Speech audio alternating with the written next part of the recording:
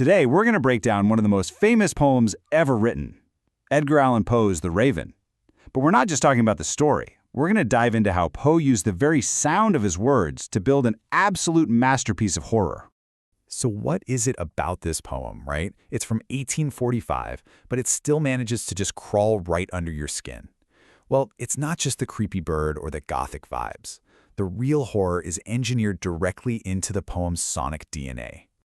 You see, the secret isn't just in what the words say, it's in how they sound.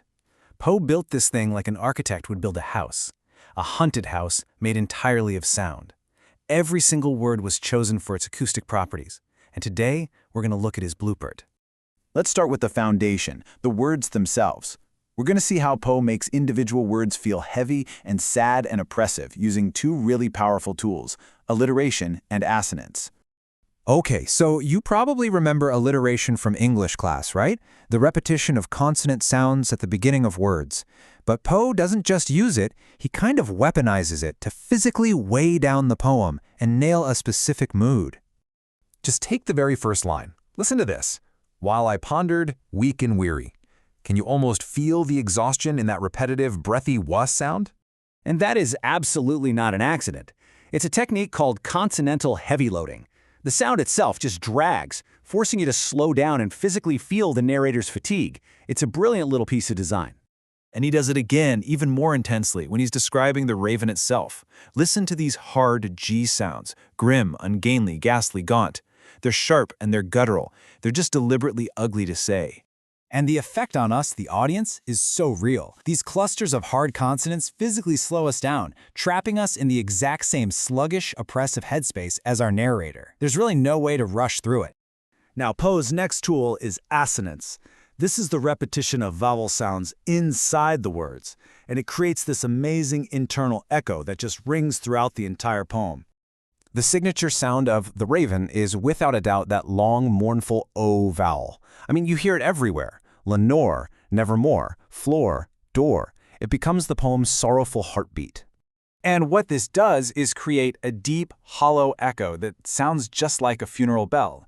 Every single time that O sound comes back, it's a sonic reminder of his grief for Lenore and, of course, the finality of that one crushing word from The Raven.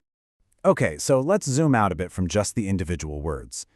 Poe actually crafts the entire rhythm of the poem to sound like a mind spiraling into obsession, and he does it with rhyme and refrain.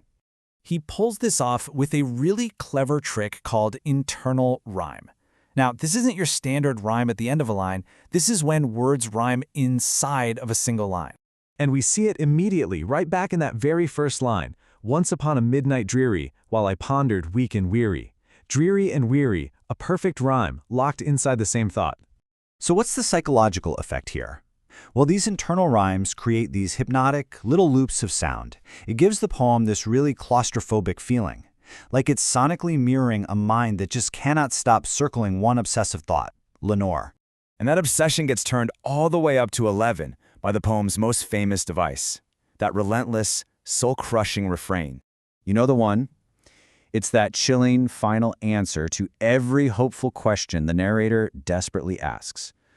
Quote The Raven, nevermore. This repetition isn't just for show. It acts like a ticking clock, just counting down the seconds until the narrator's sanity completely shatters. It brilliantly illustrates his inevitable slide into despair, because there is no escape from that one word. All right, for our final section, let's listen to the sound of madness itself. How Poe uses onomatopoeia and meter to mimic the narrator's breakdown, blurring that line between what's real and what's all in his head. Poe uses onomatopoeia, words that sound like what they are, to create this incredibly tense atmosphere. Check out the contrast. First, you get the soft, internal sounds of his anxiety, the silken, sad, uncertain rustling of the curtains. Then, that sound is pierced by a sharp, external one, the tapping, rapping at his door. The sounds keep you completely on edge. Now, the entire poem is built on this really specific, unsettling meter, trochaic octameter. Don't worry about the technical term. What matters is the effect. It creates this driving, falling rhythm. Think da-dum, da-dum, da-dum. It's insistent, it's unnatural, and it is relentless. And this choice of meter is just, It's genius.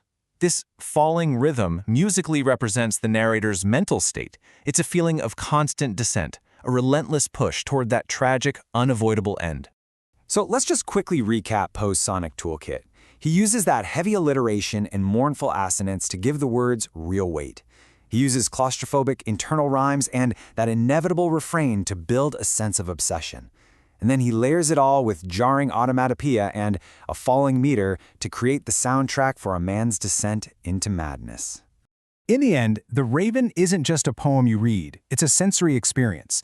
It's Poe's eternal monument to Gothic horror, but it's built not from stone, but from pure sound. Which kind of leaves us with a final thought. What other masterpieces, in books or movies or music, are defined not just by their story, but by the unforgettable way their very structure makes you feel?